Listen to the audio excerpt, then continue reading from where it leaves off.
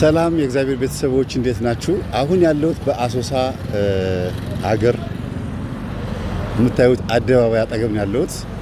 ገና ከመግባታችን አንድ እህታችን ሜሮን የምትባል እህታችን አግኝተናል። መጽሐፍ በነገራችን ላይ አምጥቼላችኋለሁ፣ የህልም መፍቻ መጽሐፍ። ከዛ ውጭ ግን እጣ ወጥቶ የቅዱስ ሚካኤል እጣ ደርሷል። እዚህ ደግሞ አሶሳ ውስጥ የቅዱስ ሚካኤል ማህበር መስርተናል። ከስር በምታዩት ስልክ ቁጥር ደውላችሁ አሶሳ ውስጥ ያላችሁት ቤተሰቦች በሙሉ የቅዱስ ሚካኤል ማህበርተኞች፣ ጽዋ ማህበርተኞች መሆን ትችላላችሁ። ይህ ማለት የኔ ተማሪዎች ተሰባስባችሁ አንድ ማህበር መሰረታችሁ ማለት ነው። በጣም ነው የምናመሰግነው። እዚህ የመጣሁት አንድም ለአገልግሎት አንድም ደግሞ ታሪክን ለማወቅ ነውና ስለ አሶሳ የምነግራችሁ ወይም ደግሞ በዙሪያው ስላለው ነገር አንዳንድ ነገሮች የምነግራችሁ ነገር ይኖራል። ለአሁን ግን ይህ መልእክት በቂ ነው። አመሰግናለሁ። አሶሳ ስንገባ ደመናው ዝናብ አዝሏል፣ ብርድም ነበረ። በእርግጥ በበጋ መተን ቢሆን ኖሮ በጣም ከባድ ነበር የሚሆነው። እንግዲህ ምድራችን ከምታገኘው ምግብ አንዱ ዝናብ ነው። ዝናብን የመሰለ ምግብ ያዘጋጀ አምላካችን ስሙ የተመሰገነ ይሁን። በጥሩ ደመና አሶሳ ተቀብለናለች። እግዚአብሔር የተመሰገነ ይሁን። ዝናብ እየዘነበ ነበር የጠፋችሁ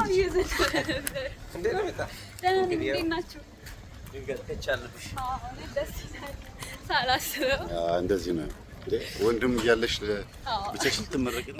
ይህች ከተማ እንግዲህ ጉምዝ፣ ቤንሻንጉል ወይም ደግሞ በርታ ብሔረሰብ እንዲሁም ማኦ፣ ኮሞ የሚባሉ እነዚህ ማህበረሰቦች በአጎራባችነት በዙሪያዋ ሆነው የሚያዋስኗት ሀገር ላይ ያለ ነው።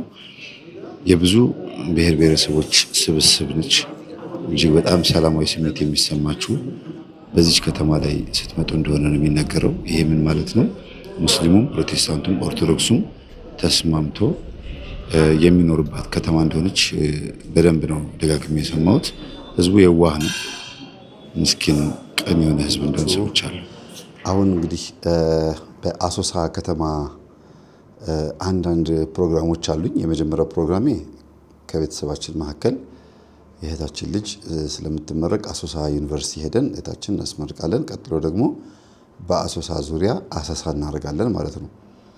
ብዙ የሚጠቅም ነገር ቢኖርም ግን መልካም የገጽታ ግንባታ ይሻላል ብለን ስላሰብን አንዳንድ አላስፈላጊ ነገሮችን ትተን ጥሩ ጥሩ ሀሳቦች ላይ እና መታረም የሚገባቸው ነገሮች ላይ ብቻ ትኩረት እያደረግን አብረን እንቆያለን።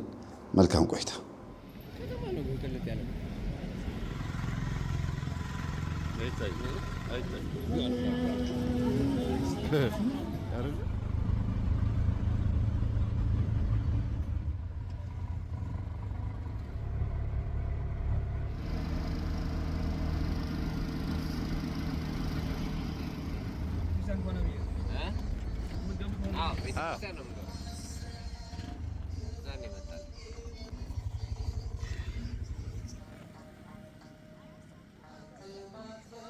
እንግዲህ ገና ከመግቢያው አሶሳ ከተማ በቤኒሻንጉል ክልል ማለት ነው ያላችሁ አጠቃላይ ኦርቶዶክሳውያን ተከታይ የሆናችሁና የመናፍስትን ውጊያ ትምህርት የምትከታተሉ ገጠመኝ እንዲሁም የመላከ መንክራት የመምህር ግርማ ወንድሙ ተማሪዎች በዛ ላይም ደግሞ መንፈሳዊ ህይወታችሁ ጠንከር ያለ በቅዱስ ቁርባን የተወሰናችሁ በዚህ መወሰን እንፈልጋለን የምትሉ በአጠቃላይ የጠላታችሁን የዲያብሎስን ውጊያ ለማሸነፍ የምትጣጣሩና በአንድም በሌላ መንገድ የእኛን ትምህርት አዳምጣችሁ ለቁም ነገር የበቃችሁ በሙሉ በቅዱስ ሚካኤል ጽዋ ምክንያት ተሰባስባችሁ ወንድማዊ እህታዊ ምክክሮች እንድታደርጉ በዛውም ደግሞ ቤተሰብ እንድትሆኑ እንድትተዋወቁ እንግዲህ መሰረቱን ጥዬ ነው የሄድኩት። ያ ማለት ሌላ ጽዋ ማህበር የለም ማለት አይደለም። ግን የእኛን ትምህርት የምታዳምጡ ቤተሰቦች ይሄንን መልእክት ከሰማችሁ በኋላ ከስር የምታዩትን ስልክ ቁጥር ላይ የደወላችሁ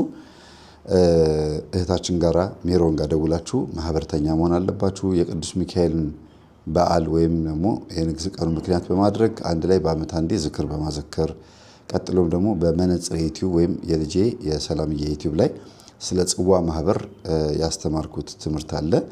ምን ማለት ነው ጽዋ ማህበር የሚለውን በደንብ ካዳመጣችሁ በኋላ ህጉንና ስርዓቱን አሟልታችሁ ጽዋ ማህበር እንድትመሰርቱ በእግዚአብሔር ስም ጠይቃለሁ። ከዛም አልፎ ደግሞ ካህን በመካከላችሁ መገኘት አለበት። ካህናት አባቶቻችሁ መባረክ አለባቸው። ከየትኛውም ደብር የትኛውም አባት ሊሆን ይችላል።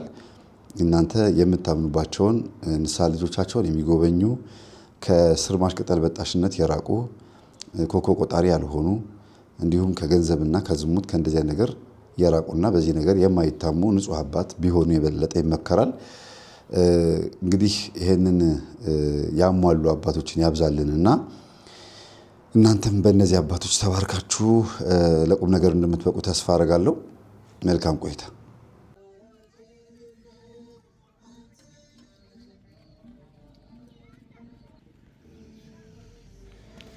ስዕሌ እዚህ ጋር አለች። የኔ ስዕል ናት።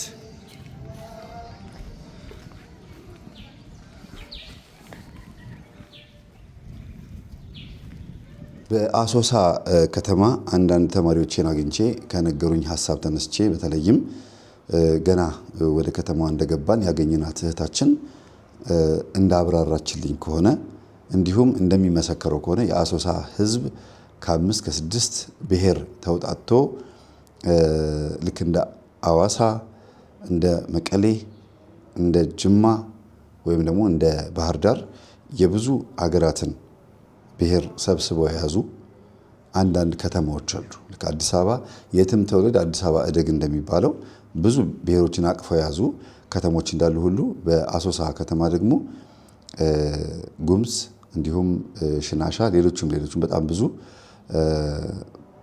ብሔረሰቦች አንድ ላይ ተስማምተው የሚኖሩባትና ህዝቡ እጅግ በጣም ሰላማዊ እንደሆነ የሚመሰከርለት ህዝብ ነው። ሰላማዊ ማለት የዋህ ናቸው። ቀርበው ካዩቸው፣ ቀርበው ከተጠጓቸው፣ ካወያዩቸው እጅግ በጣም መልካምና ቀኖች ናቸው። እንዲያውም ሰልጠነናል ተምረናል ብሎ የሚያስቡ ሰዎች ናቸው ተንኮል ያስተማሯቸው ነው የሚባለው እንጂ ተንኮል የሚባል ነገር አታገኙባቸውም። ስለዚህ በአንድም በሌላ መንገድ እግዚአብሔር አምላክ በዚህ ህዝብ መካከል ጠንካራ መንፈሳዊ ወንድሞችን እንደ ሰንበት ተማሪ፣ እንደ ጽዋ ማህበር መስራች እንደ ሙሴ እንዲሁም እንደ ዲያቆናት፣ እንደ መምህራን፣ እንደ ካህናት የመሳሰሉ ዋና ዋና የሚባሉ ወንድምና እህቶቻችሁ ጋር ተሰባስባችሁ መንፈሳዊ ህይወታችሁን ማጠንከር አለባችሁ። ይሄን እንድናገር የሚያስገድደኝ ምንድነው? ከዚህ ቀጥሎ የምታዩት ቪዲዮ ነው። በዚህ ቪዲዮ ላይ የገረመኝ ነገር ምንድነው? አሶሳ ቅዱስ ገብርኤል ቤተክርስቲያን እንሳለም ብለን በዕለተ ቀኑ ዛሬ ቅዱስ ገብርኤል ስለሆነ ወይም ደግሞ እናንተ ይሄ ቪዲዮ የምታዩት ሰዎች እኔ ቅዱስ ገብርኤል ቀን ነው የተቀረጽኩት። አሶሳ ቅዱስ ገብርኤል ቤተክርስቲያን ግቢ ውስጥ ነው የተገኘሁት እና ግቢው በጣም ጭር ያለ ነው። እስቲ ቪዲዮን እዩት። አሁን ያለነው በአሶሳ ቅዱስ ገብርኤል ቤተክርስቲያን ነው፣ ግን ግቢው ጭር ብሏል። ዛሬ ገብርኤል ነው። ተመልከቱት። ምንድን ነው ያልገባኝ ነገር አለ? ጸጥ ብሎ ጭር ብሏል። ምንድን ነው? አሁን ከምሽቱ ስንት ሰዓት ነው ጸጌ? 11 ሰዓት ነው።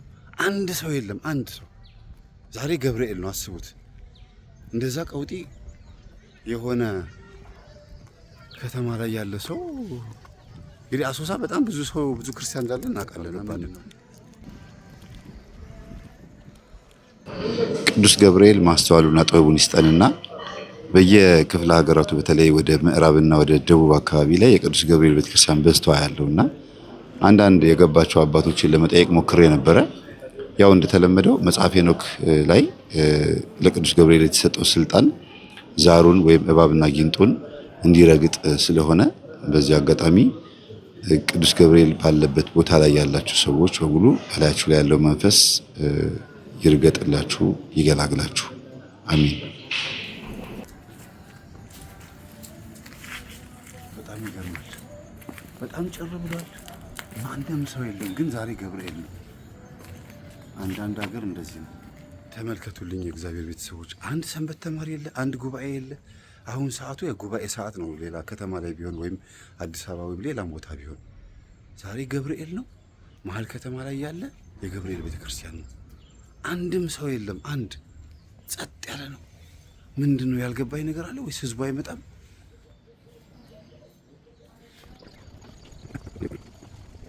ለማንኛውም በአሶሳ ቅዱስ ገብርኤል ቤተክርስቲያን መተን ከታቦቱ በረከት አግኝተን ተመልሰናል። ገርሞኛል። አሁን በዚህ ሰዓት አዲስ አበባ የሆነ ቦታ ላይ 11 ሰዓት ተኩል ምን አይነት ጉባኤ እንደሆነ አስቡ። ጸጥ ያለ ጭር ያለ ሲሆንብኝ ገጠር ውስጥ ቢሆን ኖሮ ያስብላል። መሀል አሶሳ ከተማ ላይ አይደለም ህዝቡ፣ ካህናት ራሱ ዲያቆናት ወይም ምን ወንበርም እንኳን አልወጣም። እሺ ህዝቡስ እንደው ቢያንስ ዛሬ ገብርኤል ነው ብሎ መጥቶ ማታ ከስራ እንደወጡ የሚሳለም እንኳን የለም። ጥያቄው በጣም ግልጽ ነው። ብትመልሱልኝ ደስ ይለኛል። ይሄን እንድናገር ያስገደደኝ እስካሁን ያያችሁትን ቪዲዮ ማለት ነው እንድናገር ያስገደደኝ ምንድነው? አንደኛ የቅዱስ ገብርኤል ቀን መሆኑ ብቻ ሳይሆን ወርሃዊ ቀን ላይ በዚህ ልክ መሀል ከተማ ላይ ያለ ቤተክርስቲያን ጭር ይላል ብዬ አልጠበቅኩም።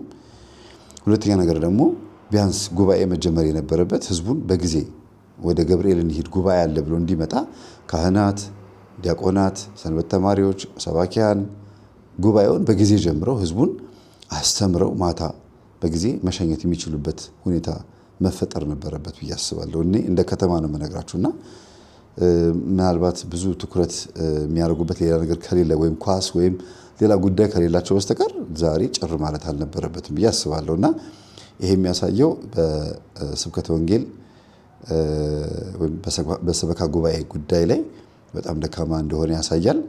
ሌሎችም አድባራት ላይ እንደዚህ ከሆነ ልታስቡበት ይገባል። ህዝቡ ወንጌል መማር አለበት። እንዲሁም ደግሞ በጥምቀት ብቻ የሚሰባሰብ ህዝብ መሆን የለበትም። ወይም ታቦት ሲወጣ ብቻ መጥቶ አንግሶ ግንቡን ተሳልሞ ብቻ የሚሄድ መሆን የለበትም። ወንጌል ላይ ጠንካራ መሆን አለባችሁ እና ሰርክ ጉባኤ ለህዝብ መለወጥ ምክንያት ከሆኑ የቤተ ክርስቲያን ብርቅዬ ፕሮግራሞች ውስጥ አንዱ ነው። ሰርክ ጉባኤ ወይም የማታ የወንጌል መርሃ ግብር ፕሮግራም ማለት ነው።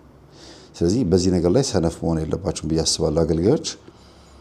ሌላው እንግዲህ ከተማዋን አየት አድርገን ከጨረሱም በኋላ የምትመረቀው እህታችን ጋር ሄደን ፎቶ ፕሮግራም ነበረን። ፎቶ ተነስተን ፎቶውን ወይም የእህታችንን ቪዲዮ ከጨረስን በኋላ ደግሞ ወደ እረፍታችን ያው እንደምታዩት ወደ መኝታችን መተናል። ነገ የምርቃት ቀን ነው። እህታችን ትመረቃለች። ከዛ ቀን በኋላ ደግሞ አንድ ቤተክርስቲያን ሄደን ስለ አንድ ቤተክርስቲያን ታሪክ እንነግራችኋለን። መልካም ቆይታ።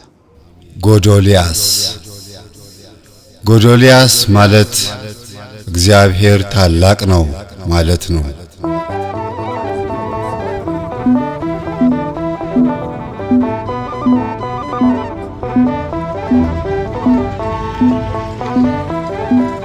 እግዚአብሔር ታላቅ ነው ጎዶልያስ፣ ኤልሻዳይ ሁሉን ቻይ ጎዶልያስ። እንግዲህ በአሶሳ የነበረን ቆይታ ይሄን ይመስል ነበረ። ምናልባት ስለ ህዝቡ መልካምነት፣ ስለ ጨዋነቱ፣ ስለ ሰላማዊነቱ ሲነገር ጎን ለጎን መነገር ያለበት ብዬ የማስበው ወርቅ የሚገኝባት ሀገር እንደሆነች እና በወርቅ ማዕድን የከበረች እንዲሁም ህዝቦቿ፣ ዜጎቿ በዚህ ነገር እጅግ በጣም ጠንካራ ወይም ሀብታም ወይም ደግሞ ብርቅዬ ልክ ጅማ ሀገር ቡና እንደሚባለው ወይም ሌላ ሀገር ላይ የራሳችን መለያ ያለን እንደሚሉት እዚህ ሀገር ላይ ደግሞ በአሶሳ ወርቅ ነው አለ የሚባለው። ከምግብ ደግሞ ማንጎ እጅግ በጣም የሚመረትባት ሀገር ነች። ከዛ ጎን ለጎን ግን መጨረሻ ላይ ሳነጋገር የማናልፈው በጣም ወሳኝ ነገር ምንድን ነው? የባዕድ አምልኮ ሁኔታ ነው። ባዕድ አምልኮ ሁሉም ሀገር ላይ ያለ፣ የትኛውም ሀገር ላይ የተለየ እዚህ ሀገር ላይ ብቻ ነው ያለው ብለን ምንለው የለም። የትኛውም ህዝብ የተወለደበት ሀገር ላይ ባዕድ አምልኮ ይመለካል እና ኦርቶዶክስ ሆነው ወይም ሙስሊም ወይም ሌላ እምነት የፕሮቴስታንት እምነት ተከታይ ሆነው ጎን ለጎን ግን ባዕድ አምልኮን እንደ ባህልና እንደ አባቶቻችን ንብረት ነው ብሎ እንደ ማሰብ የሚያደርጋቸውም አንዳንድ ሰዎችም እንዳሉ ሰምተናል እና ስር ማሽቀጠል በጣሽ፣ ኮኮ ቆጣሪ፣ ይሄ ጅብ መጋለብ ምናምን የሚባሉ ነገሮች ከዚህም ጎን ለጎን ደግሞ አንዳንድ የገበያ ድግምት በመድገም ሰዎችን ላልተገባ አይነት ሁኔታ ሴክሪፋይ የማድረግ ነገር ሁሉም ዓለም ላይ አለ። ሁሉም ሀገር ላይ እዚህ ሀገር ላይ ብሶ ይገኛል ብለን የምንለውም ምናልባት አጋንንት እነዛን የዋሃን ህዝቦችን ሊጎዳ ሊጨቁን ፈልጎ ካልሆነ በስተቀር ሁሉም ሀገር ላይ አለና እንደተለመደው እዚህም ሀገር ላይ ይሄን ነገር ሰምቻለሁ፣ አይቻለሁ። የተለየ የሆነ አደረጉ ተብሎ የሚባለው ነገር የለም። ምክንያቱም እዚህም አለ ወይ ጨሌ ይመለካል ወይ በአዳም ልኮ አለ ወይ ቡና እየተፈላ ይካደማል ወይ ወይም ደግሞ አስማት ድግምት ኮተት መተት አለ ወይ ብዬ ስናገር በደንብ ነው ያለው። እናንተ እንደምትሉት እዚህ ሁሉም ቦታ ላይ አለ እና ብዙ ህዝብ ወንጌል ቢሰበክ መጽሐፍ ቅዱስ ቢነገር ወይም ደግሞ አዌርነስ የመናፍስትን ውጊያ ሴራ በደንብ ግልጥ ተደርጎ ቢሰጥ ንስሐ የሚገባ ወደ እግዚአብሔር የሚመለስና አዎ ይሄ ነገር መጥፎ ነው ብሎ ሊታረም የሚችል ህዝብ እንደሆነ ነው የሰማሁትና እውነትም መንገድ ላይ ስርዓት ያለው ህዝብ ነው። ኢቭን በጣም ብዙ መኪና የለም ግን ህዝቡ ዜብራ እያየ በዜብራ ሲሻገር አይቼ በጣም የገረመኝ። ይሄ የሚያሳየው ለትራፊኮቹም ሆነ ለራሳቸው ለህሊናቸው ስርዓትን የማስከበር ስራ እንዴት እንደሚሰሩ ያሳያል። ይሄ በዚች በትንሿ የዜብራን ጠብቀው መሻኛ እንዲያውም ሳናየው እንደለመድነው አዲስ አበባ ላይ መሀል አስፋልት ዝም ብለን ስንጋልበው ትራፊኩ በፊሽካ ነው መንገድ ሊመራን ወይም ሊያስይዘን የሞከረውና ምንድነው ህዝቡ የትኛውም ክፍለ ሀገር ላይ እኔ ወደ አማራ ክልል ብዙ ቦታ ሄጃለሁ።